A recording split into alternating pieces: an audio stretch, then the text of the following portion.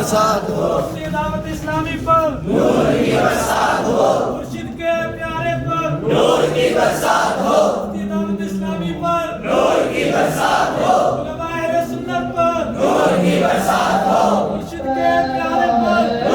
نور کی برسات ہو، مرشد کے پیارے پر نور کی برسات ہو، علماء اہل سنت پر نور کی برسات ہو، مرشد کے پیارے پر نور کی برسات ہو۔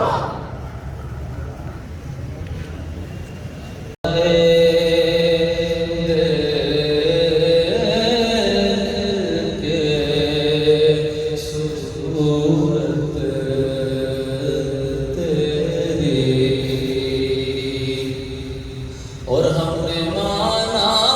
کہ گناہوں کی نہیں حد، لیکن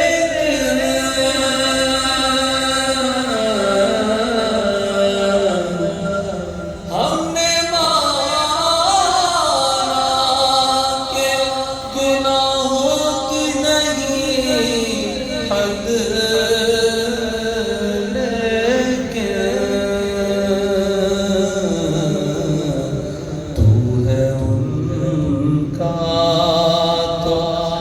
حسن تیری ہے جنت تیری، تو ہے ان کا۔ جب نوح علیہ السلام کی باری آئی تو فرمایا لقد ارسلنا نوحا الی قومہ، نوح علیہ السلام کو ان کی قوم کی طرف بھیجا۔ حضرت ہود علیہ السلام کے بارے میں فرمایا الی عاد اخاہم ہودا، قوم عاد کی طرف حضرت ہود علیہ السلام کو بھیجا، انہی میں سے حضرت ہود علیہ السلام کو بھیجا۔ حضرت صالح علیہ السلام کے بارے میں فرمایا الی ثمود اخاہم صالحا، حضرت ہود قوم ثمود کی طرف حضرت صالح علیہ السلام کو بھیجا۔ ان آیات کے اندر بظاہر مدح نظر نہیں آ رہی، بخاری شریف کے حدیث پاک میں قال النبی یبعث الی قوم خاصۃ، رب نے ہر نبی کو مخصوص قوم کی طرف بھیجا، لیکن جب ایک مثبت سوچ والے کی تحریر کی صحبت اختیار کرتے، ان کی تحریر پڑھتے، ان کا کلام پڑھتے، اعلیٰ حضرت کو پڑھتے، تو اعلیٰ حضرت رحمۃ اللہ تعالیٰ علیہ میں سمجھ آتے ہیں کہ یہ ساری آیات حضور کی مدح بیان کر رہے ہیں۔ کیسے، کس طرح کہ ایک حاکم ہے کسی شہر کا،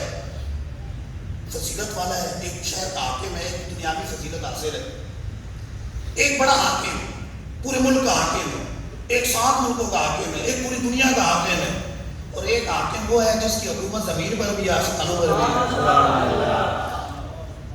ہر نبی کو مخصوص قوم کی طرف بھیجا، مخصوص علاقے کی طرف بھیجا، مخصوص شہر کی طرف بھیجا، اور محبوب کی باری آئی تو فرمایا للعالمین نذیرا، اے محبوب آپ کو سارے جہانوں کے لیے نذیر بنا کر بھیجا۔ محبوب کی باری آئی تو فرمایا وما ارسلناک الا رحمۃ للعالمین، اے محبوب ہم نے آپ کو سارے جہانوں کے لیے رحمت بنا کر بھیجا۔ محبوب کی باری آئی تو فرماتے ہیں مسلم شریف کی حدیث پاک ہے فما ارسلت الی الخلق کافہ، مجھے رب نے ساری مخلوق کی طرف رسول بنا کر بھیجا، مخصوص قوم نہیں ہے۔ مرحبا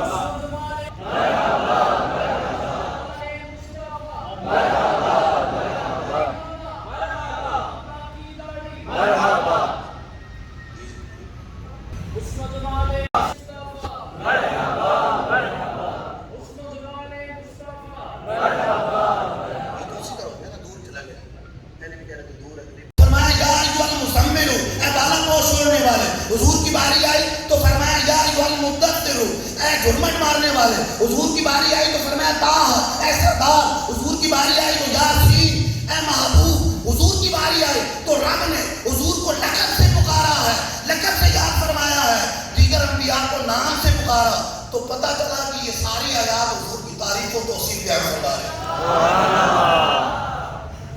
لیکن ہونی مثبت سوچ چاہیے، یعنی مثبت سوچ ہوگی تو یہ چیزیں نظر آ رہی ہیں، مثبت سوچ ہوگی تو عقیدہ بھی اسی طرح کا رہے گا، چاہے عقیدہ ہو چاہے عمل ہو۔ عقیدے کے بعد میں عمل کی طرف آؤں کہ مثبت سوچ یہ ہے